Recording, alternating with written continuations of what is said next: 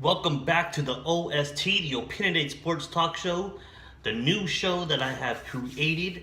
It's going to be called Dispute, Debate, and Controversy. How's everybody doing? I've been missing y'all. I've been gone for a while. Had a lot of stuff going on. So I just decided to take a little break, get things together, and but now I'm back. So let's go and let's do so. Got some NBA playoffs we're going to talk about. We got other things going on. Sorry, there's always a 6-minute pause before the show actually starts. But we're good. We're good. I'm trying to get my computer working here because it's always an issue. But took some time off. Had a lot of stuff going on, but I'm back and I'm good.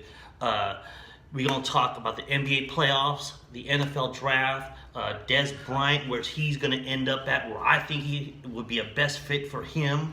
We'll talk about the 49ers and Reuben Foster, what's happening with that dude. A little bit about the Raiders. LeBron James, of course. There's always a lot of stuff going on with LeBron James and the playoffs and all this stuff. Hold on one second here. There we go. Tweet at me at yourboybrian25. I have a new Twitter handle. So, if you notice, there was no intro music. I haven't revamped everything, but I'm back. Find us on iHeartRadio, TuneIn, iTunes, and all that stuff. Let's start with some NBA draft. The NBA playoffs. What's going on in the NBA playoffs? I don't know what's going on with the computer. It's not showing live. I don't know. But I hope we're live. It says we're live. But we'll see what's happening with that. Let me try to refresh it here.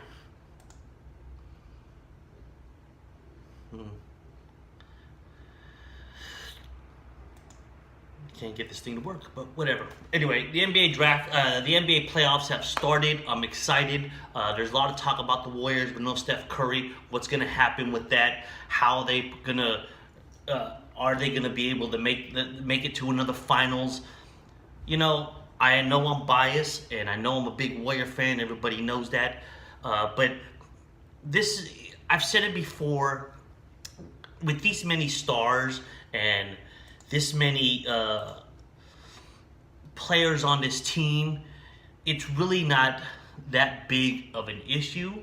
I know Curry is, one of the best shooters that ever played a game. He's a game changer, all that stuff. I can't get my computer to work with me. I don't know what's going on. But anyway, so if you comment on the Facebook Live, I won't be able to see it because I don't know, my computer's just not working. But anyway, there's a lot of talk about Curry and the Warriors and how they won't be able to be what they can be without Steph Curry, but they're proving people wrong. I said it before, Curry is an integral part of this team. Big part of the Warriors team, one of the best shooters. He's a leader, he's a spark plug, he gives that team energy. But they got so many stars. Durant, Klay Thompson, Draymond Green, and then you got role players that are really stepping up. Like JaVale McGee, been starting the first two games of the playoffs against the Spurs. I just think, Klay Thompson, I think the guy, he could be a star with any other team. He could be the main focus on any other team, but I just think that he's happy where he is. He's not a spotlight kind of guy. I don't think that's his kind of playing. He just likes to go play. He doesn't talk a lot of smack. He just likes to do his thing, and he's a good Robin to the Batman kind of thing. He likes to be low key, but he's killing it over there in Golden State in these playoffs. The first game, the guy put up 27 points. He was 11 for 13 from the field. He was 5 of 6 from the three-point line. Second game, he comes out and he puts up another 31 points. He goes 5 for 8 for three-point, 12 for 20 from the field. This is the kind of player that you need when your star is down. This is the kind of player that is needed on these franchise teams that want to win these games, because it's not one player, or it used to be just one player dominated the game, and then it kind of went to two players and three players, and it's you got to be stacked. And people will always give Durant a bunch of crap for, you know, going to a team that won 72 games or 73 games, just won the finals before that. A lot of people are giving Durant a lot of credit. I don't think that's fair. I don't think that's, it's just, the guy wanted to win a championship, did everything in his career but won a championship. Well, that's another story. We'll segue into that another time. But Curry, as much as important he is to a team, as much as I still don't think he should have won MVP. I think if MVP is a different style, a different meaning of value that he brings, they're still killing it without it. He's still killing it without Curry. The Warriors are still killing it. Klay Thompson's on fire. Durant is one of the best players in the game right now, best on the planet. You have to put him up right there with LeBron James. I think they're going to smoke the first round. I think San Antonio has no chance. San Antonio looks flat. They don't look motivated. When Aldridge is your big scorer for the game, and he's putting up. When you have Aldridge putting up 34 points, and the next player after that is Patty Mills putting up 21, it's not going to win games. And I want to talk about Kawhi Leonard for a minute here. I just think this guy's getting a free pass. Like, he's been cleared for months to play, but he's not playing. And people give LeBron James all kinds of crap. All you LeBron James haters, you hate greatness, or he's a baby, he's a flopper, whatever, that's fine. He flops, he fakes that he got hit and all that stuff, and that's fine. But you can't dispute that the guy is the best player in the game. You can make all the excuses you want, but I just think that when Kawhi Leonard is fine and he's cleared to play, but he chooses not to play in the first round because he knows San Antonio really doesn't have a chance to win the championship. Their time is up. They were the dominant team in the mid to the early 2000s. Once Tim Duncan left, they kind of were a good team, but they weren't as dominant as they were before. I just see them being, a really good team, but they're not a championship team. And I think Kawhi Leonard's tired of this, the Popovich era. A lot of people like Popovich, but if you pay attention to his press conferences and how he talks to players, he's not really, I don't know, he just doesn't seem to connect with people. I think Tim Duncan is a different kind of character, and I think he just rolled with it. He was a leader of that team, but Kawhi Leonard's getting this pass, but LeBron James won't get a pass. And people give LeBron James all kinds of crap for losing. They're like, well, he lost, the first game. Well, everyone's worried about, is LeBron James the same? Is he going to make the finals?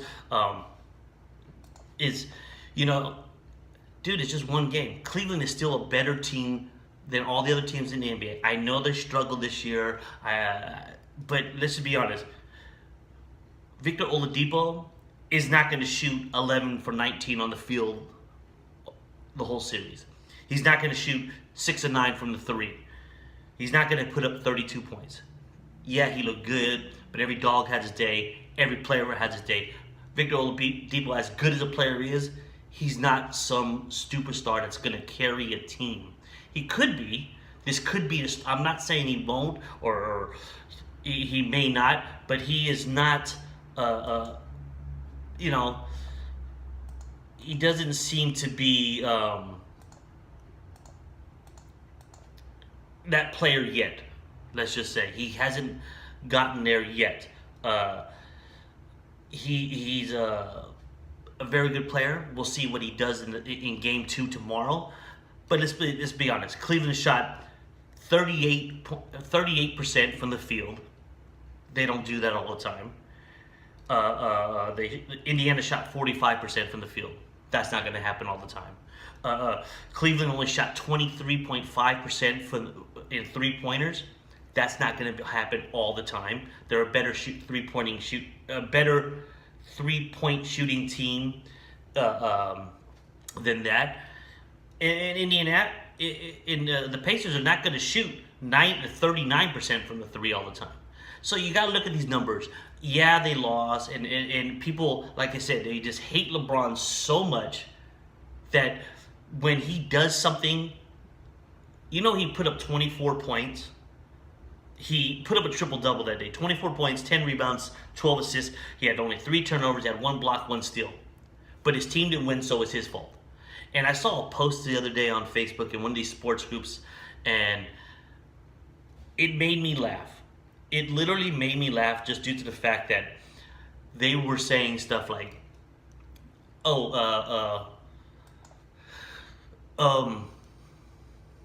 Dwayne Wade puts up 28 points in LeBron and won the game, and LeBron James lost, and he put 24. That's why LeBron won the championship games, because Dwayne Wade. Absolutely, that was the most dumbest post I've ever seen on Facebook in any sports, on the sports groups. The guy said, Dwayne Wade beat the 76ers. No, he did not beat the 76ers. He did not beat the 76ers. The team, the Miami Heat, beat the 76ers. And people talk about LeBron James losing this first game. It's his first loss in game 1. He's never lost a first round series. Unlike, people give Jordan a pass because he's Jordan, he has the shoe and the clothing wear, and he wasn't the great guy. If social media was around when Michael Jordan played, it'd be a whole different story. Michael Jordan was not a personal guy. He punched a teammate in the face. He had a gambling issue. He was he did not win. He was what did he go in the playoffs, like 1 for 9 during the playoffs until Scottie Pippen got there. You talk about LeBron James needs help, and he couldn't win without Dwayne Wade, and he couldn't win with. And let me remind you of this: LeBron James down 1 game in the first round, never lost a first round series. First time he lost a game 1 of a game in the first round. People are all worried. Does Cleveland and LeBron James have something to worry about? Is game 2 the make or break? They were down 3-1 in the championship series in the finals against Golden State. And what did they do? They came back to win. Now, I'm not a huge LeBron fan.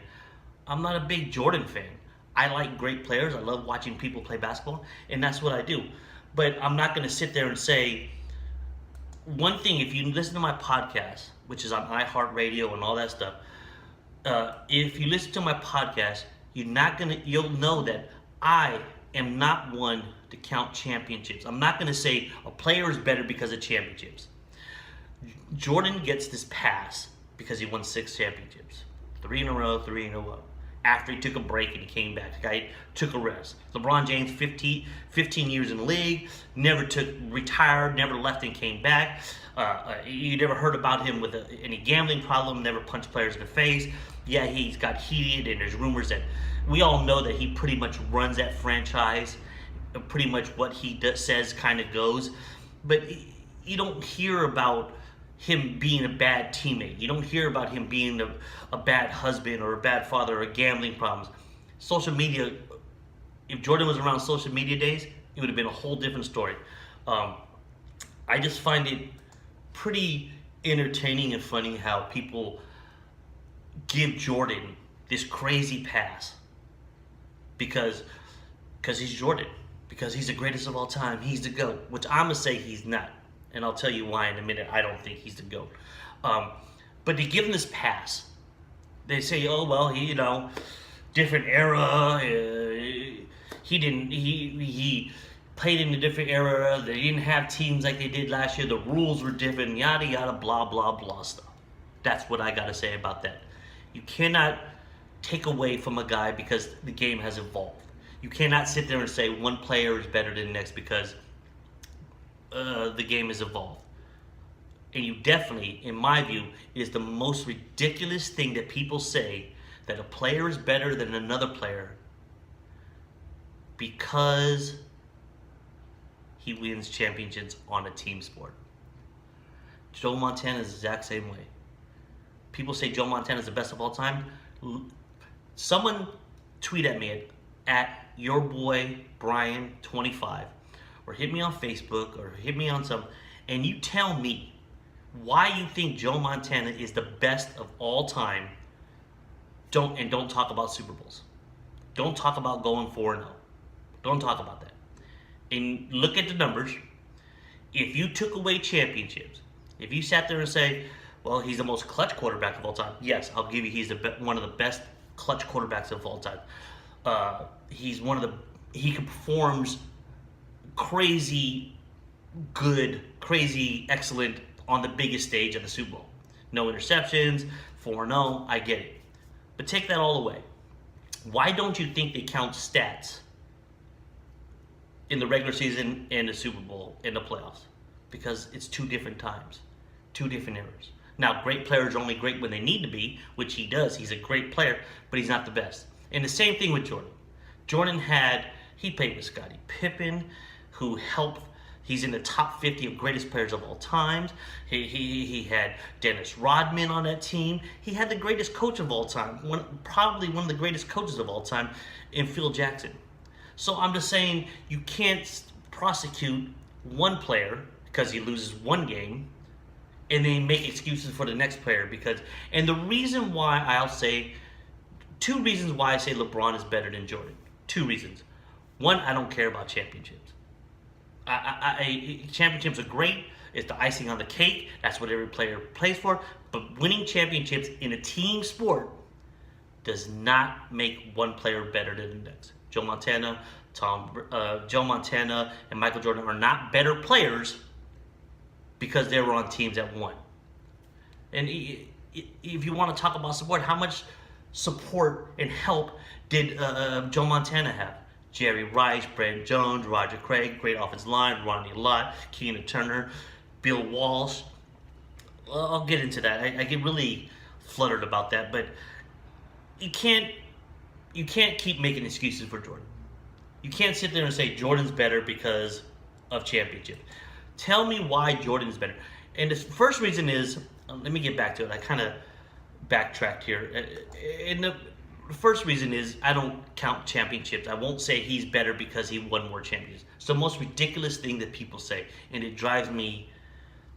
It drives me insane. You just cannot say that. You cannot say one player is better because he has more championships. It's ridiculous. And two, LeBron has better numbers, more MVPs.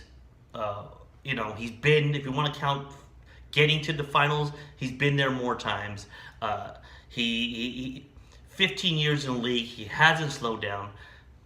Two reasons. I don't care about champions. I do care about champions, but I don't count them as a player being better because of championships. And two, because he has better numbers. He has better numbers. Yeah, Jordan has some numbers better than him, but all these excuses that people put into it, all these excuses like, oh, well, it's because of different era or because of this. Stop. It's the most ridiculous thing you can say. It makes absolutely zero sense to me when people say that. It really does. It just makes zero sense to me when different era, or they keep making excuses. Well, different era. Jordan never lost. He went 6-0. Montana went 4-0. Stop. It's the most ridiculous thing. But I think the playoff. Let me get back to that. I got sidetracked really, really big there. But I think the Warriors are going to be fine. I like Toronto. They won tonight. They're up 2 games, 2-0. I think they're really strong. I'm not sure who's going to come out of the East. I'm not going to say LeBron is in Cleveland. Boston was my favorite. I think they had a very good chance. But until Kyrie went down, that really hurt them.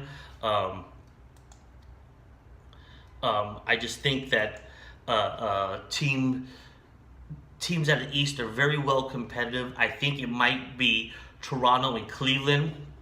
I would have to give the edge to Toronto. They've had a better season.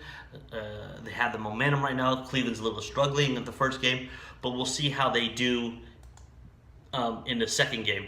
I'm I'm trying to get my Facebook Live. I hope you guys are watching. I can't see it because my computer is no bueno right here. But I am on the podcast. Find us on blogtalkradio.com/OST show. But I think the Warriors are going to sweep the Spurs. Spurs might slip in and win there, but I don't see that happening. They might slip in and win over when they go back to San Antonio. I think the Pelicans are a better team than the Trailblazers. They're big. They're a lot slower than Portland right now. Portland has a better outside shooting team. They shoot from the perimeter a lot better. They're faster, but they just got the size in New Orleans. I think they'll get to the second rounds. The Rockets will destroy the Wolves. I don't see that being much of a thing. And Russell Westbrook and these big three, all these guys, I think they'll beat the Jazz. I think it won't be easy for them to beat the Jazz,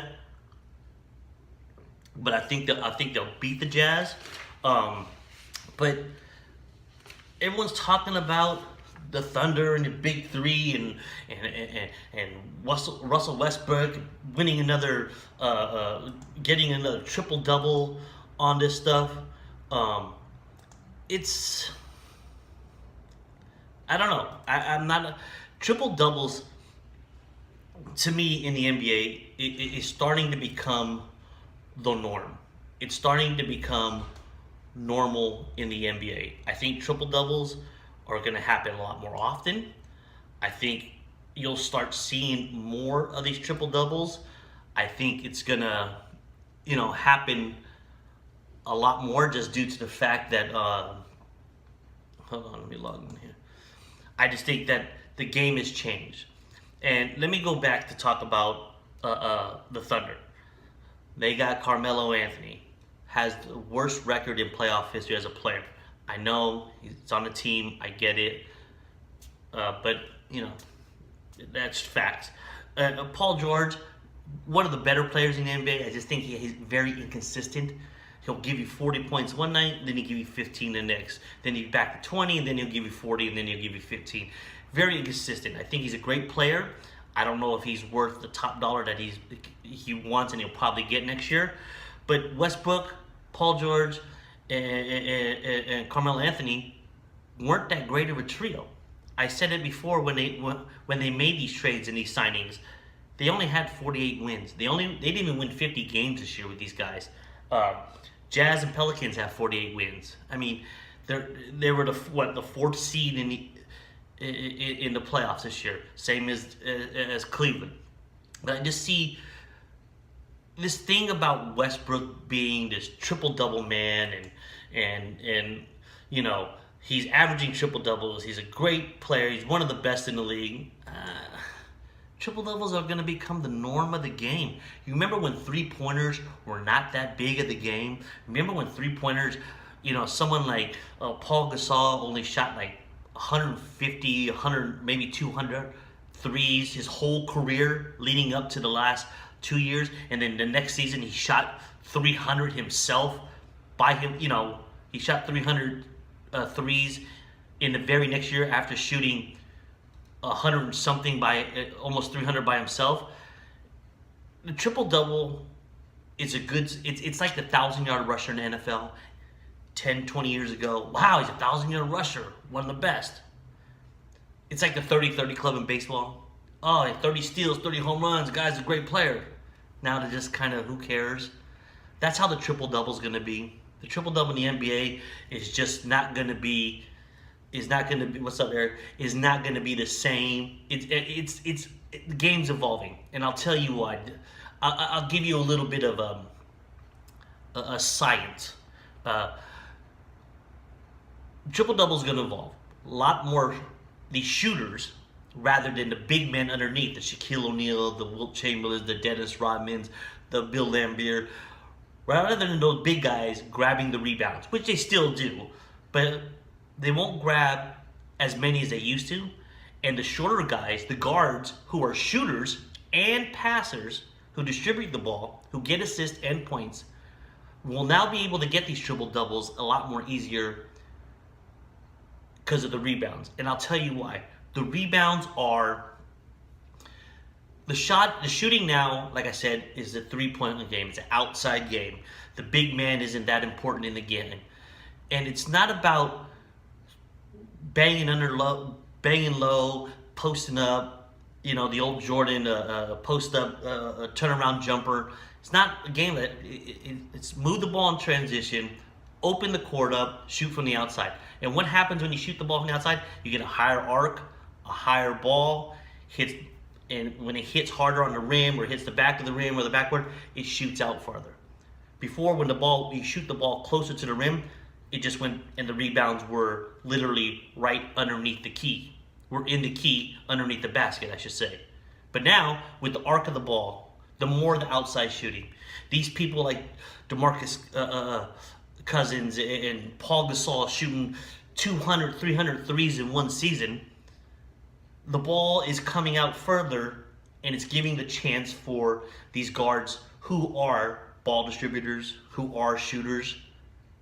It gives them a chance to get the rebounds, which allows them to get the triple-double, a la Westbrook.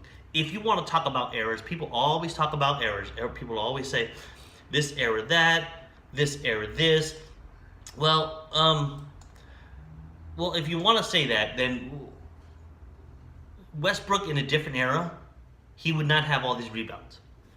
He just wouldn't have all these rebounds just due to the fact that the ball arcs a different way. They're not shooting from the outside no more. They are shooting from, back then they were shooting inside.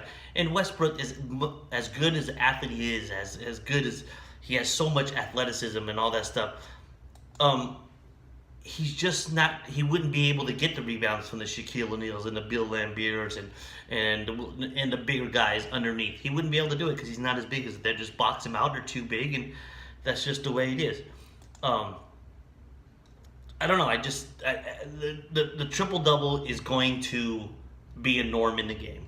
And everyone's surprised now because it's new. Oh, look at this. Look at that. Oh, triple-double, right? But it's not that big of a deal. I'm still trying to get my Facebook Live to work, and it's just not happening on my computer. I hope it's over there, but I just can't see it. Usually I watch it here, make comments, like it, I'll be able to see something, but not happening. Glad to be back behind the mic, man. Thanks, Eric, for welcoming me back, buddy. We're going to make a new show. I'm going to cause more controversy. It's going to call DDC, Dispute, Debate, and Controversy. I'm going to do it every Tuesday night, 8 p.m. Pacific time. I don't know what's going on with Facebook right now. Let me go ahead and click that off because it's not working. Westbrook, don't get me wrong, phenomenal player. Probably one of the, in my books, one of the top, I put him maybe 7 through 8 top players in the game right now. As far as him, I said it before and I'll say it again, he's not going to win a championship. He's just not going to have him for him. He's going to be another Allen Iverson kind of player. Look at me, look what I can do. He cares more about his stats than he does his team winning. And that's, that's tough because he had great teams in Oklahoma. Look who he played with in Oklahoma. He played with probably the second best player in the game right now. They got to the finals.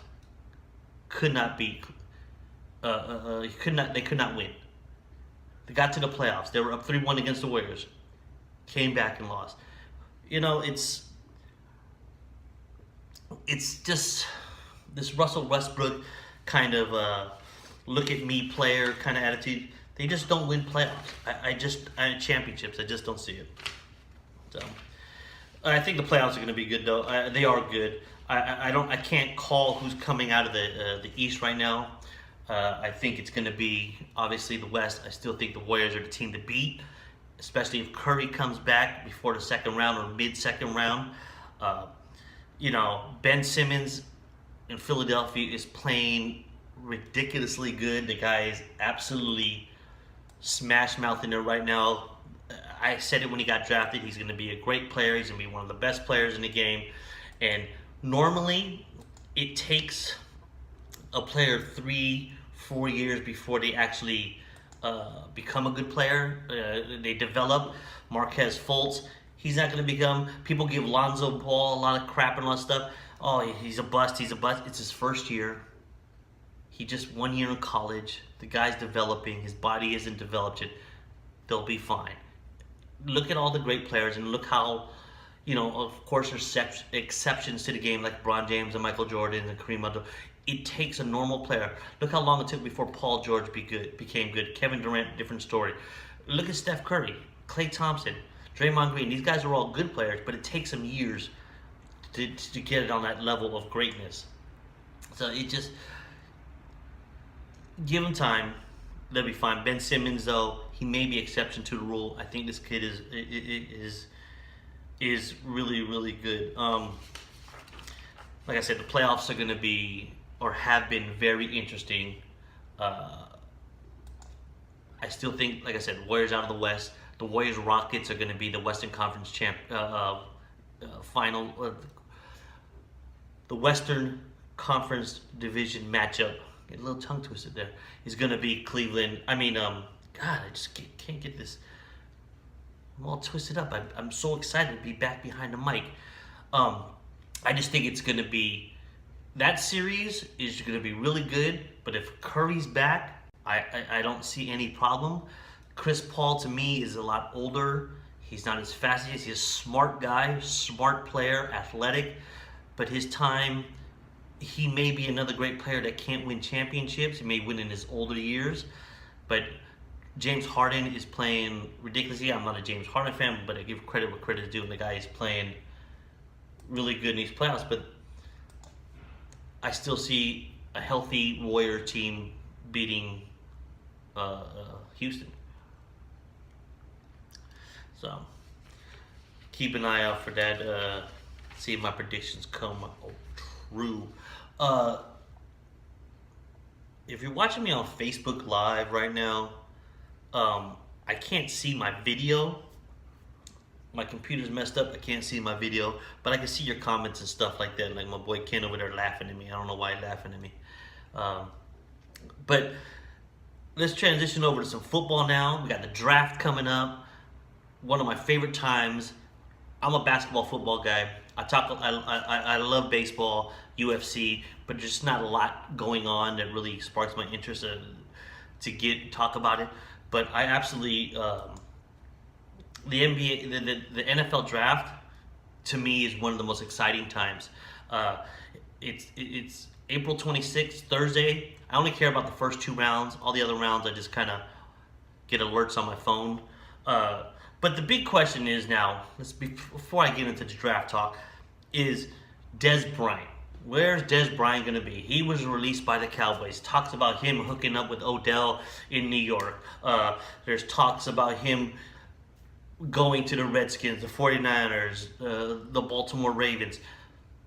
He turned down Green Bay apparently because there's too much, quote unquote, too much history. I just think, I said it before, Dez Bryant to me was a good player who had a couple of great years, but he wasn't a great player. I think what Dallas did to him was dirty, releasing him this late, this close to the draft. I think they should have did it with a little bit more, they should have did it earlier to give him more time. But that's just my opinion. I'm not a Cowboys fan. But let's be real, Dez Bryant hasn't been anything since 2014. 2014 was the last time he had over 850 yards receiving. He hasn't had one since then. He personally, my opinion here, he doesn't run routes very well. He doesn't have a lot of moves. He's a speedster. He has great hands, but he's not a number 1 receiver. We found that out in San Francisco over here with Michael Crabtree. We drafted him number 10 overall, and we thought he was going to be the man. He didn't excel as a number 1 receiver. He goes to Oakland, excels as a number 2 receiver. Now I think that's what Dez is. I think he had a couple of great years. He had Tony Romo, who's probably going to be a Hall of Fame quarterback, great offensive line. He had opportunity. His last 4 years, no more double coverage. He was single coverage. He had trouble running routes. He led the NFL last year in drop passes. He hasn't had the most yards he's had since 2018 or 2014 was 850 yards. You know, after 2014, they signed him to this big contract. They signed him to some 5-year, $70 million contract. Now they're regretting it, and that's why I released him, because it becomes to the cap. So, where is he going to land? Now, I have my predictions. I think Washington would not be a good fit for him. Alex Smith is over there. Alex Smith, and he's in the same division. He's such a hothead, like these diva wide receivers. It's not going to work out for him over there. Alex Smith is not a quarterback that gets the ball to his receivers. He don't stretch the field. He doesn't throw deep. He doesn't throw postman, and that's all Dez Bryant's good for. So I don't see that as a fit. Now, San Francisco is a starting up team. I'll get to more about the 49ers and my prediction on what they're going to do this year. But they got a young quarterback who has won 6 straight games, is absolutely on fire. In Jimmy Garoppolo, they made some good moves. He would play with Marquise Goodwin and Pierre Garçon.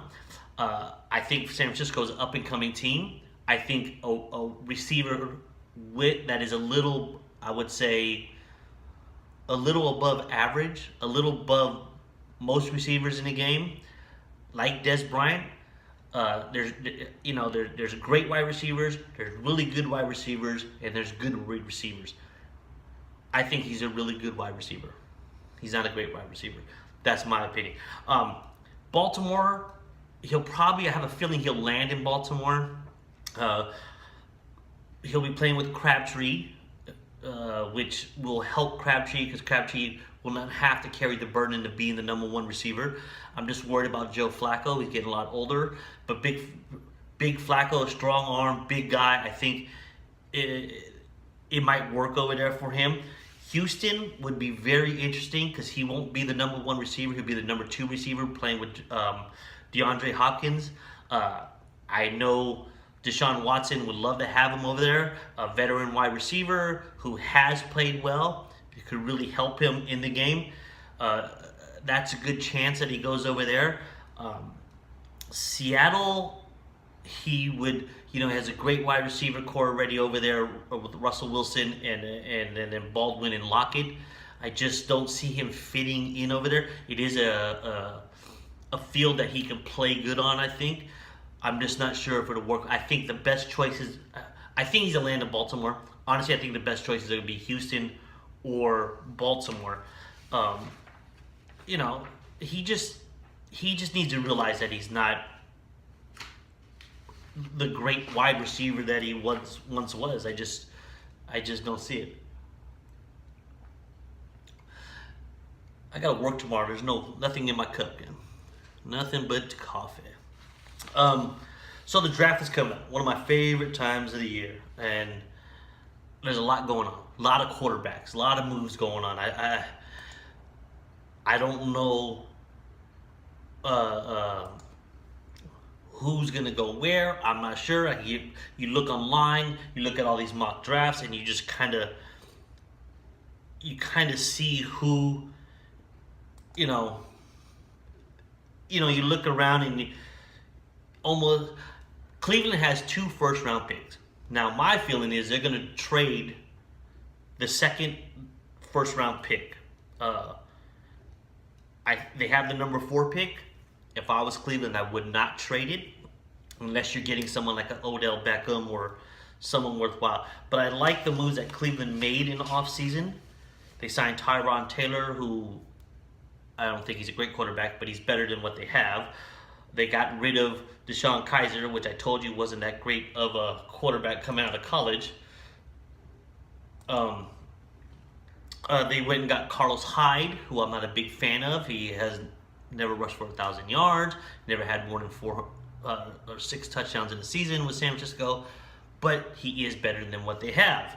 It is a step up. They also signed a good veteran backup in Drew Stanton. But the big one was they went out and got Jarvis Landry from Miami. They signed him to a big deal, 5 years, $75 million. And with the draft pick, the number 1 pick, they can fill the holes. I mean, they improved on the offensive side somewhat, uh, but I still feel they need a quarterback. Now, I'm not a big Sam Darnold fan. I don't think he's good as everyone thinks he is. I like Josh Allen out of Wyoming. I think those two are a better pick for him. But personally, I think they should go on and get the running back Saquon Barkley. Is that how you say it? Saquon Barkley? I think he would be solidify that offense. I think he would be the one with Josh Gordon, Jarvis Landry on the outside, Carlos Hyde, the veteran running back. Then you bring in a rookie like Jarvis in there. I think it would really help that team. I think that's the pick that I would go, because they still have Tyron Taylor, and then they still have the number 4 pick. If they don't trade that number 4 pick, they can still get a quarterback, because there's a lot of quarterbacks. There's like 5-6 quarterbacks in this draft this year, and I think it's a very good move to get a running back, because they've kind of failed on running backs and quarterbacks in Cleveland. But I'm not a Sam Darnold fan. I think if they're going to go quarterback first round, they go with Josh Allen of Wyoming. I think Josh Allen or even Josh Rosen out of UCLA are the better quarterbacks in the draft. I'm just not a Sam Darnold fan. I'm not believing in him. The New York Giants come up with the second pick. Now, if they don't get a quarterback that replace Eli Manning, I would think they would go defense, because they got the wide receivers that they signed last year coming back. I just see them going defense, and they get Bradley Chubb out of NC State, defensive end. I think that would be a good pick for the Giants. But then again, I think getting a running back in Saquon Barkley with Odell Beckham and the veteran Eli Manning would help Eli Manning and Odell Beckham. When you have a decent running back, there's a lot of play action. They have to bring, 7 in the box. It leaves a lot of one-on-one coverage on the outside, which will help the receiving core. Now, I don't know if Brandon Marshall's coming back. I haven't heard much about that. But if they don't go quarterback in New York, I would think they would go Bradley Chubb out of NC State, defensive end, or they go with Penn State running back Saquon Barkley. Now, the Jets have the number 3 pick.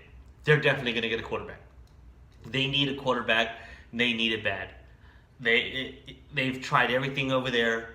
Mark Sanchez, Ryan Fitzpatrick. They tried everything they can over there.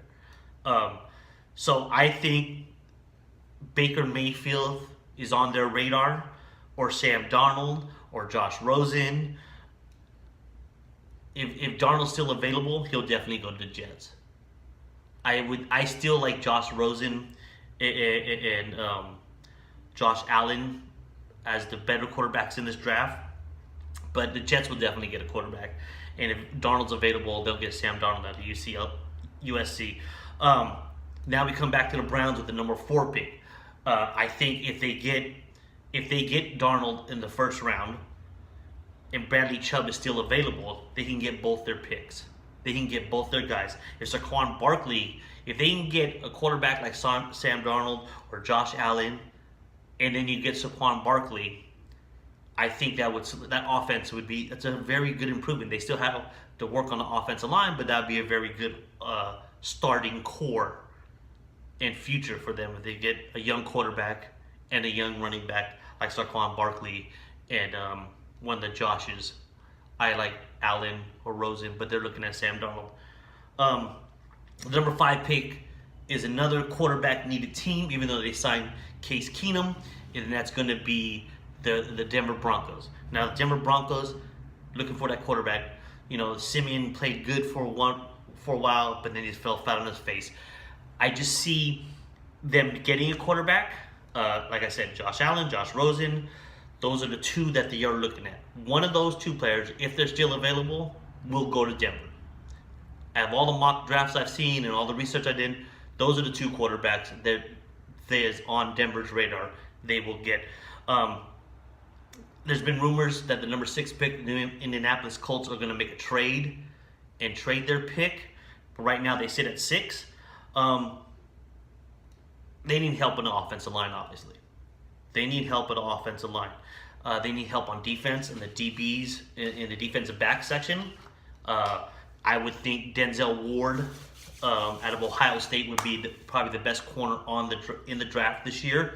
But you're looking at the guard out of Notre Dame, Quentin Nelson. That's probably going to be the guy that's going to go to protect Andrew Luck. Andrew Luck's going to hopefully come back this year. They need to protect him, and they need to get the best offensive lineman in the draft. That would be the best move for them, is to get Quentin Nelson out of Notre Dame guard. The guy's a big guy, strong. He could pass rush. He could pass block. He could run block. One of the better guards in the draft, and I think that's what they need to do. Is they need to sign. They need to get offensive line help for Andrew Luck. The number 7 pick is Tampa Bay Buccaneers. They're definitely going to go. If they don't get an offensive lineman, if Quentin Nelson isn't available, they're going to go safety. They're going to pick a safety.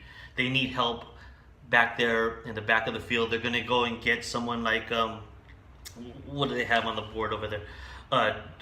Derwin James out of Florida State, Fitzpatrick out of Alabama. I think it's going to be James. I think he's a better safety out of Florida State. I think that will help the Bucks defense there. The number 8 pick is the Chicago Bears. I don't think they're going to get a quarterback. If a quarterback's available, they still have Mitch Trubisky, who played a lot of last year. It'll be a second year. They still believe in the guy. He played better than I thought he would. So they'll probably go defense.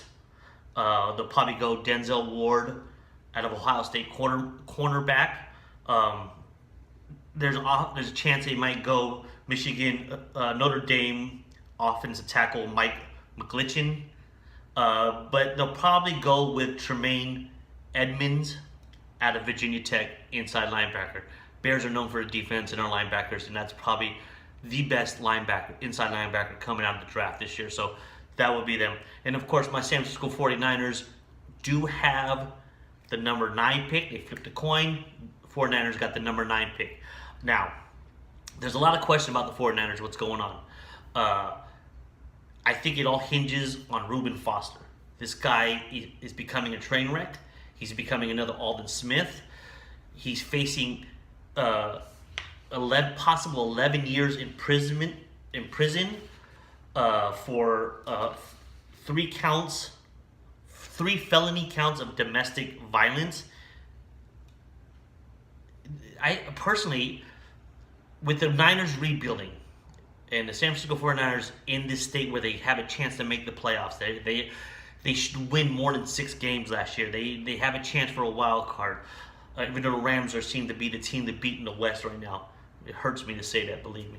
But Reuben Foster is becoming a train wreck. He's gotten hurt all season long. When he was on the field, he played good. And then now this. We don't want another Aldon Smith situation here. We really don't. I personally think they should possibly cut this guy. And it comes down, the draft comes down to what they do with what happens to Reuben Foster. He hasn't made camp already. It's just going to be, I'd say get rid of him. I say just get rid of Reuben Foster, cut him, and if he goes somewhere else and he gets his act together, good for the kid, man. Good for him. Because the 49ers would probably go linebacker defense if Reuben Foster is in trouble a lot more. They may still go with that just to play it safe as a backup to Reuben Foster right now. And Tremaine Edmonds out of Virginia Tech, if he's still available, if the Bears don't snatch him, is a good pick for them.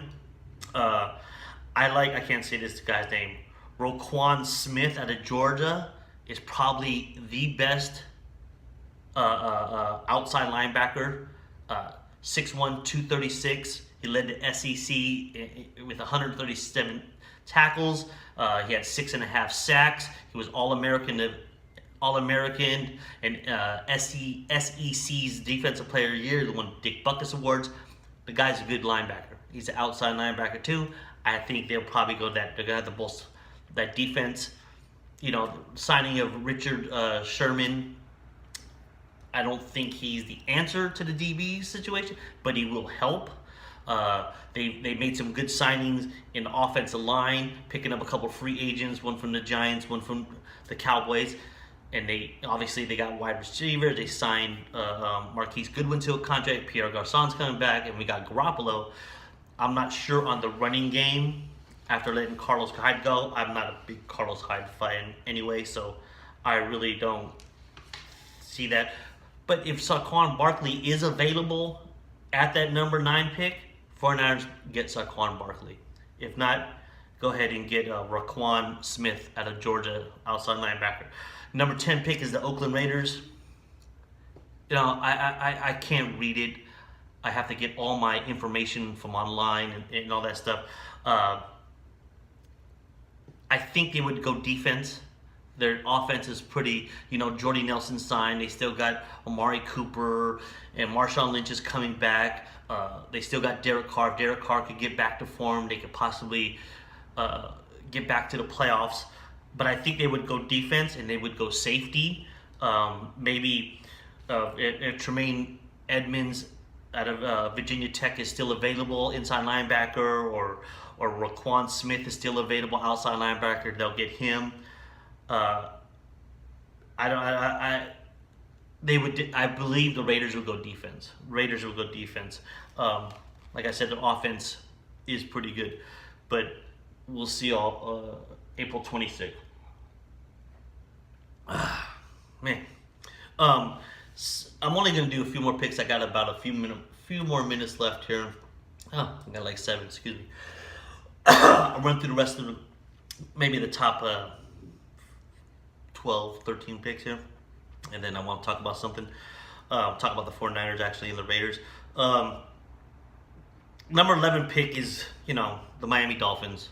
They have a lot of work. They need a lot of holes to fill. A lot of good players here. They'll probably go defensive tackle. Vita Vea out of Washington is on their radar. Baker Mayfield is a possibility if he's still available. That's who Miami's really looking at, is Baker Mayfield in Miami. But I think Josh Rosen, like I said, I think he's a better quarterback. I think Baker Mayfield's a good quarterback in college, but I just don't know if he's going to develop as quickly and has the natural skills that I believe Josh Rosen has. I think the transition from UCLA, coastal team, Sunshine, to a Miami team, Sunshine, coastal would be a good fit in a good atmosphere for Josh Rosen to grow over there.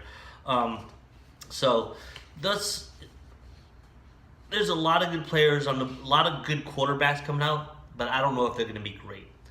My quarterbacks coming out the draft, I don't think Lamar Jackson out of Louisville is one of the better quarterbacks. I think he's going to be another Slash, another Vince Young.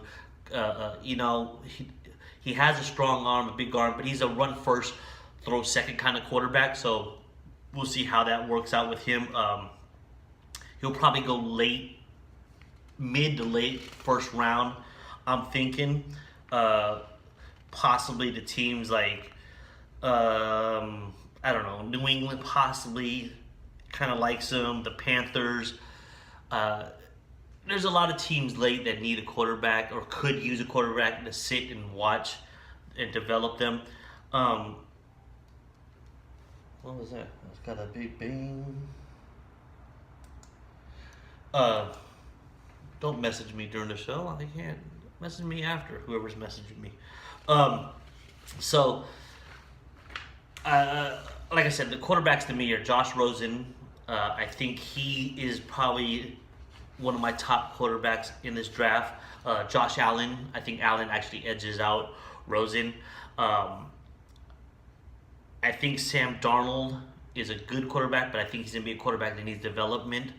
Uh, as good as he is in college, we all know it's a different level.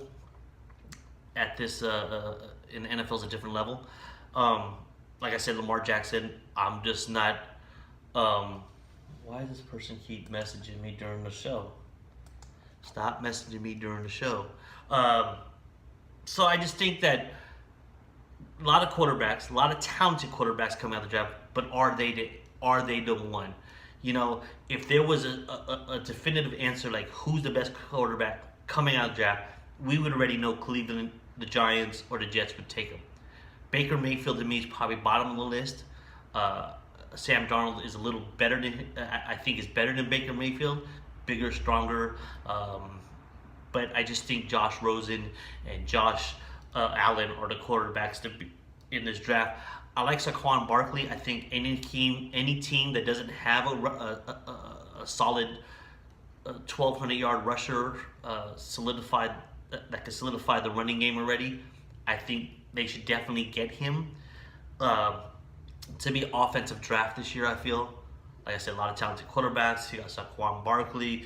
Not a lot of wide receivers. You got good offensive linemen coming out. You got guards. You got tackles coming out of Notre Dame, and you got safeties coming out of Florida State that are probably the better part of the defensive side. But I think it's going to be an offensive-driven draft this year. So let's talk about the 49ers for the last few minutes here. If you don't like the 49ers, you can go ahead and leave. I got about 3 minutes left here. I don't know why people keep messing me during the show here. You know, like I said, I wouldn't take a chance on Reuben Foster anymore. We don't want another. Alden Smith, who just got busted and blew a .4 or a 4.0 whatever in alcohol. It's insane. But the Niners made some good moves. They got 2 good linemen. You know, they got a guard and a center out of free agency. They went and got a running back, Jerick McKinnon, out of from Minnesota. Now the guy hasn't been a star. We don't know yet. The running game is in question for the 49ers and me. It always has been, even when Carlos Hyde was there. I wasn't a big Hyde fan. I think he was overrated. But I feel they need an edge rusher. There's a lot of, I think the best defensive end coming out of the draft this year would be Marcus Davenport out of Texas, San Antonio. Big, strong, moves on the edge very well, uses hands very well. I think that would be a good, if they don't go with the inside linebacker or a linebacker and get rid of Reuben Foster. This Reuben Foster situation could blow up in the 49ers' face. Then again, it could also blow up in their face in a negative way too. But I think they would go defense in the draft. I like Garoppolo. I'm one of those people who are hesitant to wait on people to see how good they are until they prove themselves, kind of thing. But Garoppolo, I saw a lot of good things in the Raiders. I don't know. Jordy Nelson was a good deal. Mario Edwards working with Khalil Mack is going to be good on the defensive side. They have 11 picks this year. The Oakland Raiders have 11 picks this year, soon to be Las Vegas Raiders. That division is getting tougher now that the Broncos signed Case Keenum. If Case Keenum can play like he did last year, it's going to make the Broncos a better team. We know their defense is good. You got Kirk Cousins over in Kansas City now. That division is gotten better. The Raiders need to get better. And the way to get better, I think, is going to be defense. I don't know why people are so high on John Gruden. I don't think he's that great of a head coach. But we'll see. I mean, I'm not a Raider fan anyway, so we'll see how that all works out. But thank you guys for joining me live on Facebook. Tweet at me at where's it? Right here. Let's see. At your boy Brian 25. Debate, dispute, controversy. Thank you guys for watching. This is the OST show.